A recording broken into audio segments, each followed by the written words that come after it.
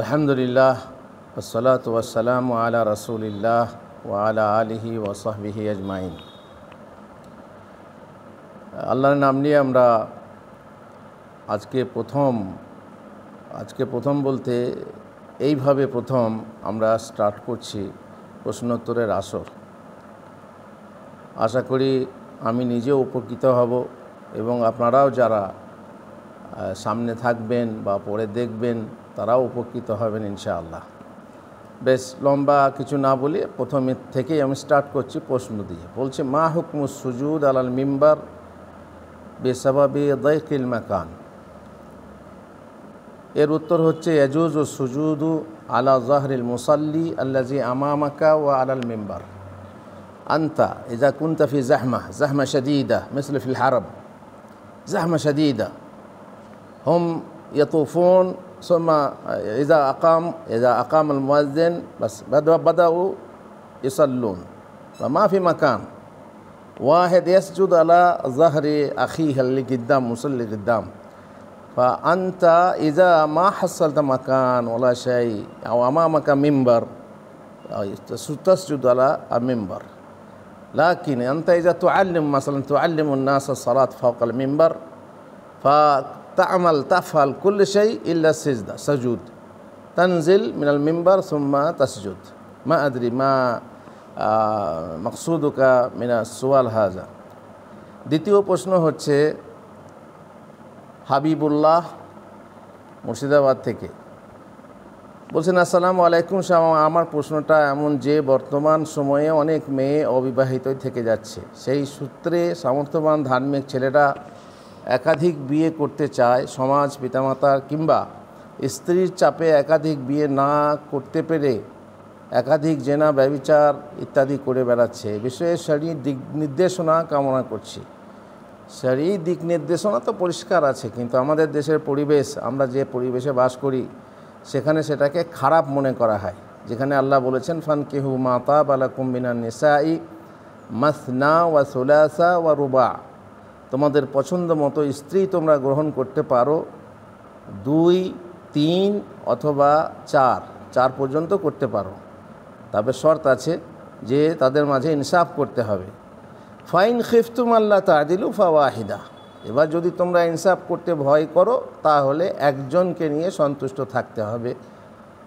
আর তাহলে আসল হলো কি যে একাধিক বিবাহ। আর যদি তোমার ইনসাফ করার ক্ষমতা না থাকে, খেতে পড়তে দেওয়ার ক্ষমতা না থাকে, তাহলে একটা নিয়ে সন্তুষ্ট হতে হবে আর সবুর করতে হবে। যে বাস আমি একটা বেশি করতে পারছি না তাই বলে আমি জেনা ব্যভিচার করব, সেটাতে যাওয়া যাবে না। তাহলে যারা মোটেই বিবাহ করতে পারছে না তারা কি করবে? তাদেরকে রোজা রাখতে বলা হয়েছে। আর আপনার একটা বউ থাকতে আপনি যদি বলেন আমি জেনা ব্যভিচার করব, সেটা হয় না।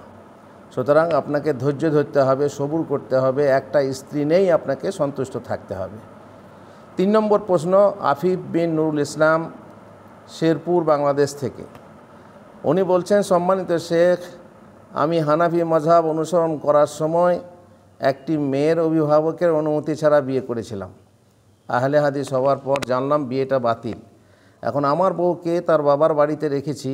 মেয়ের অভিভাবক বলেছে তোমাকে কয়েক বছর সময় দেওয়া হলো, তুমি চাকরির ব্যবস্থা করলে মেয়েকে তোমার কাছে বিয়ে দেবো। এখন কি আমার বাতিল হওয়া বিয়ে বউয়ের সাথে কথাবার্তা বলতে পারবো? না, সে বউই তো নয়। বাতিল হওয়া বিয়ের বউ কী করে হলো? সে তো বউই হলো না। তখন তার সঙ্গে জরুরি কথা ছাড়া অন্য কথা বলা যাবে না, বইয়ের মতো কথা বলা যাবে না। এমনি কথা বলা যাবে, দরকারি কোনো কথা বলা যাবে, এছাড়া অন্য কিছু নয়। দেখা সাক্ষাৎ করা যাবে না আগে যেমন ছিল। প্রেম করে বিয়েগুলোর এইরকমই হচ্ছে মুশকিল। আগে গার্লফ্রেন্ড থাকে, তারপরে আস্তে আস্তে বউ হয়। তো তার আগে তো বহু কিছু হয়ে যায়, বহু কথাবার্তা হয় যেগুলো জায়েজ কথাবার্তা নয়। তো এখন যখন আপনার হেদায়েত পেয়েছেন, আল্লাহ দিয়েছেন, তো সেই ক্ষেত্রে আপনি কথাবার্তা বলতে পারবেন না, আপনি সবুর করবেন। একান্ত জরুরি কথা হলে তবে বলা যাবে। 4 নম্বর প্রশ্ন হচ্ছে সালামু আলাইকুম, আমাকে একজন প্রশ্ন করেছিল জিনা কাকে বলে। আমি বলেছিলাম বিবাহ ছাড়া অবৈধ সম্পর্ক করাকে জিনা বলে। সে তখন আমাকে বলল আমি তার ওই মেয়ের সাথে সব হয়েছে, শুধু তার এই হয়নি ওই হয়নি, এটা একটা মানে এমন প্রশ্ন যার উত্তর স্পষ্টভাবে দেওয়া মানে সম্ভব নয়।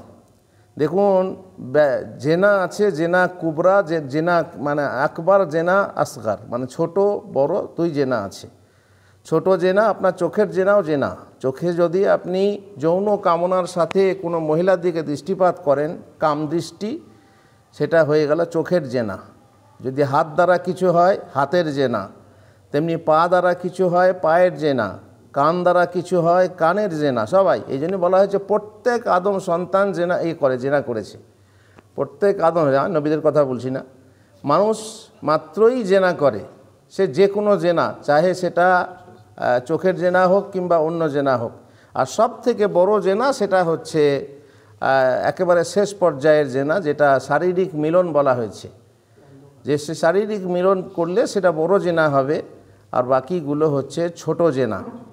আর আস্তে আস্তে ধাপে ধাপে ওই যে কথায় বলে, প্রথম যখন সাক্ষাৎ হয় তখন হাসি, মুচকি হাসি, তারপরে কথা শুরু হয়, তারপরে ওয়াদা হয় অমুক জায়গায় দেখা করো, তারপরে সেখানে গিয়ে সাক্ষাৎ করা হয়, সাক্ষাৎ, তারপরে সেখানে যাওয়া হওয়ার শেষ পর্যন্ত বড় জেনা হয়ে বসে। 6 নম্বর প্রশ্ন হচ্ছে, আসসালামু আলাইকুম রহমতুল্লাহ বারাকাতুহু, কোরআন তেলাওয়াতের সময় যদি হরফের উচ্চারণ ভুল হয় বা ভুল বেরিয়ে আসে কিন্তু উদ্দেশ্য আল্লাহ যা বলেছেন সেটাই, তাহলে তেলাওয়াতকারী ব্যক্তি কি ভুল উচ্চারণ কারণে গুনাহগার হবে? আল্লাহ যা বলেছেন তাই, আর আপনি বলছেন অন্য। আল্লাহ বলছেন দাদা, তা আপনি বলবেন গাধা, সেটা কি আর হতে পারে? সেটা হয় না। আপনাকে শিখতে হবে, সঠিক উচ্চারণ শিখবেন, তবে আপনি কোরআন তেলাওয়াত করবেন। এবার আপনার মুখ দিয়ে বের হচ্ছে না, সেক্ষেত্রে বলা যাবে যে আপনার কষ্টের কারণে আপনি ডবল সওয়াব পাবেন, কিন্তু আপনাকে চেষ্টা করতে হবে সঠিকটা শেখার। 7 নম্বর প্রশ্ন হচ্ছে, আসসালামু আলাইকুম রহমতুল্লাহ বারাকাতুহু, শায়েখ আমার প্রশ্ন হলো, ইসলামের কোন আমলগুলো ত্যাগ করলে প্রবৃত্তিকে ইলাহ বানিয়ে নিয়েছে বলে গণ্য করা হবে? কোন কাজ করলে, যেটা ইসলাম বলে না, যেটা ইসলাম করতে নিষেধ করে, আল্লাহ আমাদের ইলাহ, তিনি বললেন এইটা করো, তো আপনি না করে আপনার প্রবৃত্তি অনুযায়ী সেটাকে বর্জন করলেন, তো আপনার প্রবৃত্তিকে ইলাহ বানানো হলো। আল্লাহ বললেন, ইলাহ বললেন যে এটা তুমি করো না, আর আপনি আপনার প্রবৃত্তিকে প্রাধান্য দিয়ে সেটাই করলেন, তাহলে আপনার মনমানি, মন খুশি, খেয়াল খুশি মতো যেটা আপনি করছেন, যে কাজটা করছেন অথবা ত্যাগ করছেন যেটা করতে হতো, তাহলে সেটা করলে পরে আপনার প্রবৃত্তি পূজা হয়, প্রবৃত্তিকে আপনি ঠাকুর বানিয়ে নিয়েছেন। 8 নম্বর প্রশ্ন, সাকিউল আলম কলিঠা, বীরভূম থেকে, মসজিদে 2 রাকাত সালাত ব্যতীত বসা নিষেধ, তাহলে মাগরিবের আজান চলাকালীন বা আজানের একটু আগে মসজিদে গেলে তখন কি 2 রাকাত সালাত আদায় করে বসতে হবে নাকি দাঁড়িয়ে থাকতে হবে? কেননা আজানের কয়েক মিনিট আগেই তো সূর্য অস্ত যাচ্ছে। দেখুন, নাম নিষিদ্ধ সময় যে বলা হয়, 5টা নিষিদ্ধ সময় আছে। 5টা নিষিদ্ধ সময়ে নামাজ পড়া নিষেধ, সেটা ফরজ নামাজ নিষেধ, নফল নামাজ নিষিদ্ধ নয়। নফল নামাজ নিষেধ, ফরজ নামাজ নিষিদ্ধ নয়। নফল নামাজ নিষিদ্ধ, কিন্তু ফরজ নামাজ নিষিদ্ধ নয়। আর ফরজ নামাজ আপনার সূর্য উঠতে উঠতে, ডুবতে ডুবতে পড়া হবে, কেননা আল্লাহ রাসূল সাল্লাল্লাহু আলাইহি ওয়াসাল্লাম বলছেন, মান আদরাকা রাকাতাম মিনাল আসরি ক্বাবলা আন তাগরুবা শামস ফাকাদ আদরাকাল আসর, ওয়া মান আদরাকা রাকাতাম মিনাল ফাজরি ক্বাবলা আন তাতলা আশ-শামস ফাকাদ আদরাকাল ফাজর। তো সূর্য ডোবার আগে যদি কেউ 1 রাকাত আসর নামাজ পেয়ে যায়, তো সে আসর পেয়ে যাবে গোটাই। আর সূর্য ওঠার আগে যদি কেউ 1 রাকাত পেয়ে যায়, তার মানে আর 1 রাকাত কখন পাবে? সূর্য উঠতে উঠতে অথবা সূর্য ওঠার পরে। তাহলে সেক্ষেত্রে বোঝা গেল যে ফরজ নামাজ পড়া নিষিদ্ধ নয় নিষিদ্ধ সময়ে, আর কারণ ঘটিত নামাজ নিষিদ্ধ নয়। আপনি মসজিদে এলেন, আপনাকে 2 রাকাত পড়ে বসতে হবে। আপনি যদি বসেন, যদি না বসেন তাহলে আলাদা কথা, যদি বসেন তাহলে 2 রাকাত পড়ে বসতে হবে। সেই সময় দেখার দরকার নেই কোন সময়, এটা নিষিদ্ধ সময় হলেও এটা আপনার এক্সেপশন, তার মানে এটা হচ্ছে ব্যতিক্রম, এই নামাজ পড়ে আপনার বসা যাবে। 9 নম্বর হচ্ছে, এক ব্যক্তি কোনো এক মৌলানার কাছে গিয়ে তাকে হাত চালিয়ে বা চেলে দেখতে বলেন যে অমুক ব্যক্তির এই হয়েছে ইত্যাদি। উক্ত মৌলানা হাত চালিয়ে বলেন ওই ব্যক্তিকে ভার মারা হয়েছে বা বান মারা হয়েছে, পানি পড়ে দেয় এবং বলে 3 বার খাবে, গোসল করবে, সময় ব্যবহার করবে ইত্যাদি। এরকম যদি কারো বিশ্বাস থাকে তার বিধান কি, একটু বিস্তারিত বুঝিয়ে বলে জাতিকে উপকৃত করুন। দেখুন, যারা গায়েবের খবরের দাবি করে, যার মাধ্যমে গায়েব জানা অসম্ভব, কোনো যন্ত্রের মাধ্যমে নয়, কোনো জিনের মাধ্যমে নয়, সরাসরি সে যদি বলে হাত চালিয়ে আমি দেখলাম এখানে সাপ আছে, হাত চালিয়ে আমি দেখলাম তোমার বেটা ছেলে হবে না হয় বিটি ছেলে হবে, হাত চালিয়ে আমি দেখলাম তোমার এই হয়েছে ওই হয়েছে, এটা হচ্ছে কোনো এক অবৈধ পথে গায়েবের খবর জানার দাবি করা, যেটা সঠিক নয়। এই দাবি করলে পরে সে তাগুত হয়ে যাবে। যে গায়েবের খবরের দাবি করবে সে কাফের হয়ে যাবে। সুতরাং এর বিধান হচ্ছে সে এমন হয়ে যাবে যে কুফরি করবে। যদি কেউ গায়েবের খবর দাবি করে, আল্লাহ ছাড়া কেউ আসমান জমিনে গায়েবের খবর জানে না। এজন্য বলা হয়েছে যে ব্যক্তি কোনো গণকের কাছে যাবে, গিয়ে প্রশ্ন করবে, তাহলে তার 40 দিনের নামাজ কবুল হবে না। আর সে যা বলে তা যদি বিশ্বাস করে তাহলে সে কাফের হয়ে যাবে। তাহলে এ তো গেল, জিজ্ঞাসা করলো বা বিশ্বাস করলো, তাহলে যে করছে সে কি হবে? যে করছে সে বাদারজায় আওলা কাফের হয়ে যাবে। 10 নম্বর প্রশ্ন, আমি সানিকুল আলম মুর্শিদাবাদের অরঙ্গাবাদ থেকে বলছি। আমার একটি প্রশ্ন হলো, দীর্ঘ অনেক দিন পর আবার অনলাইনে প্রশ্ন উত্তর দেওয়ার জন্য কিভাবে সব কিছু ব্যবস্থা করে আমাদের জন্য প্রশ্ন উত্তর ফিরে এলেন। শাইখ সংক্ষেপে কিছু বলুন, আপনার চেষ্টা আল্লাহ তাআলা সহজ এবং কবুল করুন। কিভাবে, এটা কি করে বলবো? 3 বছর অপেক্ষা করলাম। 3 বছর আগে সৌদি আরবে আমি করছিলাম, তো সেখান থেকে আসার পর আমি পরিবেশ পাচ্ছিলাম না। সেই পরিবেশটা তৈরি করতে 3 বছর হয়ে গেল। এই ধরনের পরিবেশ, এক জায়গায় নির্জনে বসবো, সেখানে কথাবার্তা বলবো, সেখানে রেকর্ড করার মতো হবে, এই রকম বলে আমরা শুরু করেছি। আলহামদুলিল্লাহ ছাত্রদের সহযোগিতায় আমি এটা করতে সুযোগ পেলাম। আল্লাহ তাআলার মহান আল্লাহর তৌফিকে, যিনি আমাকে বা আমাদের সকলকে তৌফিক দিয়েছেন যে এই আওয়াজ আমি আপনাদেরকে পুনরায় শোনাতে সক্ষম হলাম। আল্লাহ সবাইকে তৌফিক দেন। 11 নম্বর প্রশ্ন, সাকিউল আলম ওই কলিটা বীরহম, এক ব্যক্তির 2টো করে প্রশ্ন আগামী থেকে গ্রহণ করব না। আজকে হয়তো চলছে, আজকে যেহেতু প্রথম দিন, আজকে হয়তো নিয়ম কানুন ঠিকমতো চালাতে পারবো না। আগামী থেকে দেখব যে এক ব্যক্তি একদিনে 2টো প্রশ্ন করেছে, তার একটা প্রশ্নের উত্তর দেবো। এই সাকিউল আলমের প্রশ্নের উত্তর একটা হয়েছে। আবার উনি প্রশ্ন করছেন, হাসবি আল্লাহু ওয়া নিয়ামাল ওয়াকিল নাকি হাসবুন আল্লাহু ওয়া নিয়ামাল ওয়াকিল। মানে উনি আরবি হয়তো ভালো জানেন না, উনি উচ্চারণটা জিজ্ঞাসা করছেন যে কিভাবে, কোনটা সঠিক হবে। হাসবি আল্লাহু ওয়া নি'মাল ওয়াকিল, এ হচ্ছে সঠিক উচ্চারণ। হাসবি আল্লাহু ওয়া নি'মাল ওয়াকিল, এটা হচ্ছে সঠিক উচ্চারণ। কুল হু আল্লাহু আহাদ নয়, বরং কুল হুয়াল্লাহু আহাদ, এটা হচ্ছে সঠিক উচ্চারণ। আল্লাহু আকবার, আল্লাহু আকবার নয়, আল্লাহু আকবার, এটা হচ্ছে সঠিক উচ্চারণ। সামি আল্লাহু লিমান হামিদা, হুলিমান হামিদা নয়, সামি আল্লাহু লিমান হামিদা নয়, সামি আল্লাহু লিমান হামিদা। ইয়াক্কা নাবুদু ওয়া ইয়াক্কা নাস্তাইন, কানাবুদু কানাস্তাইন নয়।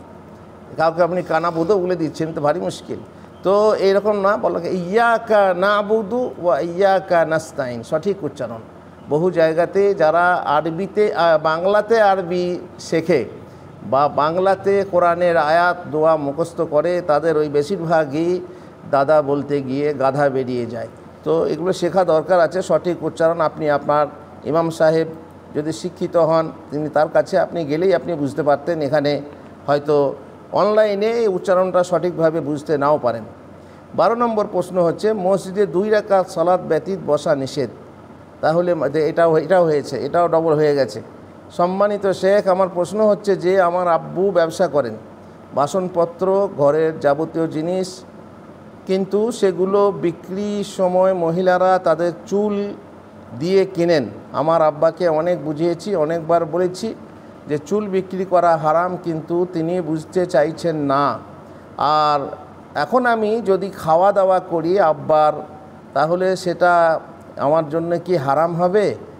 আমি বলছি তাও শুনছে না। আমি বিবাহিত মেয়ে এবং সন্তানের মা হতে চলছি, তো আলহামদুলিল্লাহ এখন শেষের দিকে, তাই মায়ের বাড়িতে এসেছি। হাজব্যান্ড আছে হায়দ্রাবাদে। এখন আমি কি করব সম্মানিত শেখ? তাও বলেছি যে চুলের ব্যবসা বন্ধ না করেন তাহলে আপনি সেই টাকা খাবারে খরচ করবেন না। বাধ্য হয়ে এটা বললাম, তাও শুনছে না। এখন আমার করণীয় কি? আপনার যদি করণীয় থাকে আপনি খাবেন না, না খেয়ে থাকা তো যাবে না, অন্য কারো খেতে হবে। কোনো উপায় যদি না থাকে, আপনি যদি খেতে বাধ্য হন বাবার ঘরেই, তাহলে বাবা যা খাওয়াচ্ছে আপনার জন্য খাওয়া হালাল হবে, যেহেতু আপনি নিরুপায়। এখানে আল্লাহ তাআলা বলছেন যে তোমাদের জন্য যা হারাম করা হয়েছে তা তোমাদের কাছে প্রকাশ করা হয়েছে, বলে দেওয়া হয়েছে।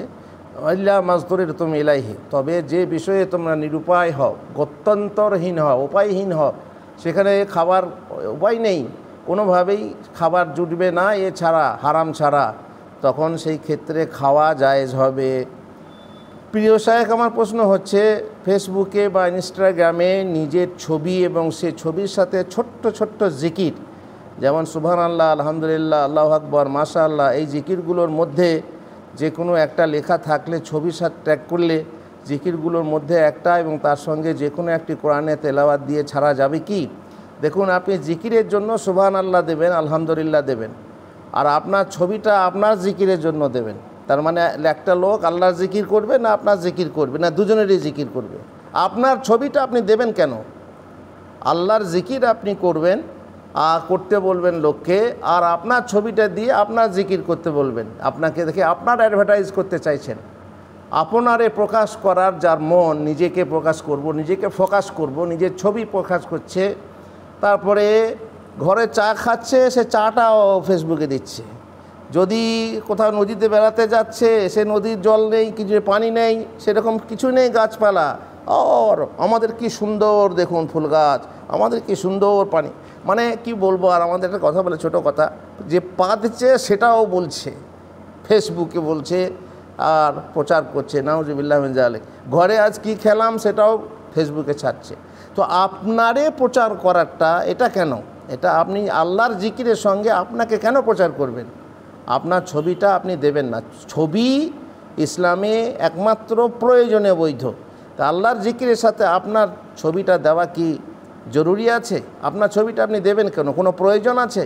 যদি প্রয়োজন না থাকে তো ছবি ব্যবহার করা যাবে না। আমরা যে ছবি যে এভাবে প্রচার করছি, আমাদের প্রয়োজন হচ্ছে যে আমরা দাওয়াতি কাজে ব্যবহার করছি, দাওয়াতি কাজে প্রভাব ফেলবে বলে আমাদের ছবি সহ, আমাদের কথাবার্তা সহ মানুষকে জানানো হচ্ছে। কিন্তু আপনার কি দরকার আছে বলুন? আপনি কেন ছবি দেবেন আল্লাহর জিকিরের সাথে?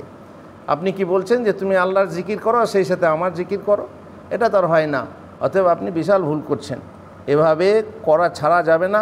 কোরআন তেলাওয়াতের সাথে আপনি আপনার ছবি দেবেন, সেটাও করা যাবে না। এই ছিল আজকের প্রথম অধ্যায় আর প্রথম পর্ব। ইনশাআল্লাহ পরবর্তীতে আমরা আরও সতর্ক হব, আরও সুন্দর করব, এই খেয়াল রেখে আমি আজকের মতো শেষ করছি। আল্লাহ আমাদেরকে তৌফিক দেন। যে প্রশ্ন করলেন সেই প্রশ্নের উত্তরে আপনারা আমল করার চেষ্টা করবেন ইনশাআল্লাহ। ওয়া সাল্লাল্লাহু আলা নবিয়িনা মুহাম্মদ ওয়া আলা আলিহি ওয়া সাহবিহি আজমাইন।